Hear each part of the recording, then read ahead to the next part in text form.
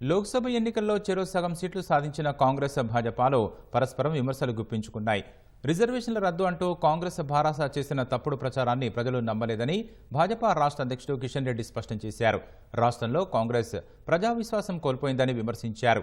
భారాస భాజపా కుమ్మక్కవ్వడం వల్లే కమలం పార్టీ మెరుగైన సీట్లు సాధించిందని కాంగ్రెస్ ఆరోపించింది.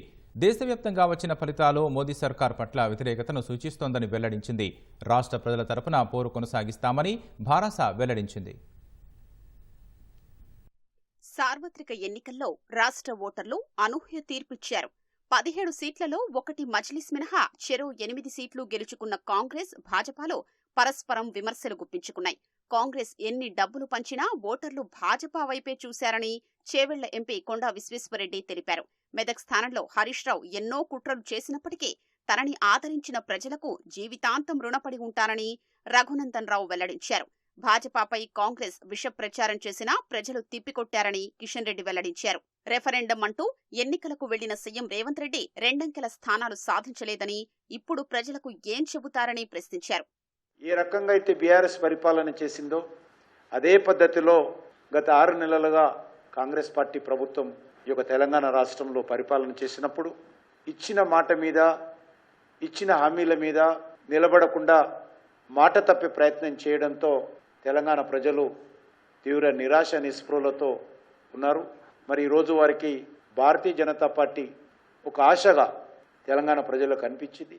నా ఈ గెలుపులో అనునిత్యం నన్ను వేటాడి నిద్రలేని రాత్రులు గర్పించి ఎట్లన్నా వీని ఓడగొట్టాలని, వీనొక్క గెలుపుని రాష్ట్రం లోపల ఆపాలని, బారాస పుట్టినటువంటి ఈ జిల్లాలో బారాసాను గెలిపించాలని బాగా కృషి చేసి బారాసాను 3వ స్థాయికి తీసుకుపోయి ప్రత్యక్షంగా పరోక్షంగా నా గెలుపుకు సహకరించినటువంటి గౌరవ మాజీ ఆర్థిక శాఖ మంత్రి వర్యులు తన్నీరు హరీష్ రావు గారికి సందర్భంగా ప్రత్యేక కృతజ్ఞతలు తెలియజేస్తా ఉన్నాను.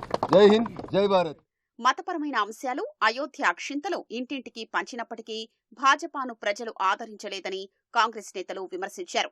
మైనారిటీ, దళిత, బీసీ వర్గాలు పూర్తిగా కాంగ్రెస్ కు మద్దతిచ్చారని జహీరాబాద్ ఎంపీ సురేష్ షెట్కార్ అన్నారు. విద్వేషాలు రెచ్చగొట్టడం మాని ప్రజా సమస్యలపై భాజపా దృష్టి సారించారని మహబూబాబాద్ ఎంపీ పోరిక బలరాం నాయక్ హితవు పలికారు. అయోధ్యలో రామాలయం నిర్మించిన ఫైజాబాద్ నియోజకవర్గంలోనూ భాజపా ఓడిపోయిందని, వారణాసిలోనూ మోదీ కష్టం మీద గెలుపొందారని మంత్రి పొన్నం ప్రభాకర్ విమర్శించారు. కరీంనగర్లో కాంగ్రెస్ ఓటమికి బాధ్యత వహిస్తూ కార్యకర్తలకు పొన్నం క్షమాపణ చెప్పారు.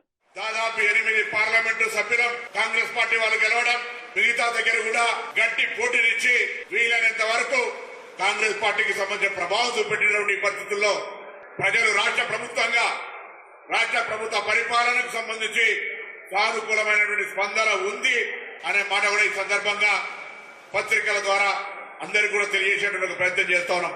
మేము ఏది చెప్తే గది మళ్ళీ ఆగస్టులో మేము పూర్తి స్థాయిలో రైతు రుణమాఫీ కూడా చేస్తున్నాం. 100% చేస్తాం. తప్పకుండా విజయం సాధించాం. ప్రజల పక్షాన ఉంటాం. ఇవాళ 100 రోజుల పని కానివ్వండి, ఇవన్నీ కూడా కాంగ్రెస్ పార్టీ యూపీఐలో మేము అజెండాలో ఏం పెట్టినామో అజెండా పూర్తి స్థాయిలో మేము పూర్తి చేస్తాం. ఓడిపోయినప్పటికీ ప్రజల తరపున పోరాటం ఆపబోమని భారాస కరీంనగర్ అభ్యర్థి వినోద్ కుమార్ తెలిపారు. రాష్ట్రంలో అధికారంలో లేనందునే ప్రజలు భారాసకు మద్దతివ్వలేదని అభిప్రాయపడ్డారు. మేము తప్పనిసరిగా గెలుస్తామనుకున్నటువంటి స్థానాలు ముఖ్యంగా మెదక్, కరీంనగర్, అదేవిధంగా మరి 2-3 స్థానాలు, మిగతా స్థానాలు ఇవన్నింటిలో కూడా మేము తప్పనిసరిగా గెలుస్తామనే విశ్వాసం మాకుండే ఒకనొక సందర్భంలో కూడా. కానీ ఓటర్ మహాశయులు తీర్పు మాత్రము మరి అన్ని 17 లోక్సభ స్థానాల లోపల కూడా కాంగ్రెస్, బీజేపీ ఆ 2 పార్టీల వైపునే ఓటర్ మహాశయులు ఓట్లు వేసినట్టు భావిస్తున్నాం. దాని ముఖ్యమైన కారణము మరి ఇక్కడ రాష్ట్రంలో కేసీఆర్ గారి ప్రభుత్వం లేదు కదా, బీఆర్ఎస్ ప్రభుత్వం లేదు కదా అనేటువంటి ఆలోచనతో ఉన్నట్టు తప్పితే మేము వేరే విధంగా నేను భావించడం లేదు.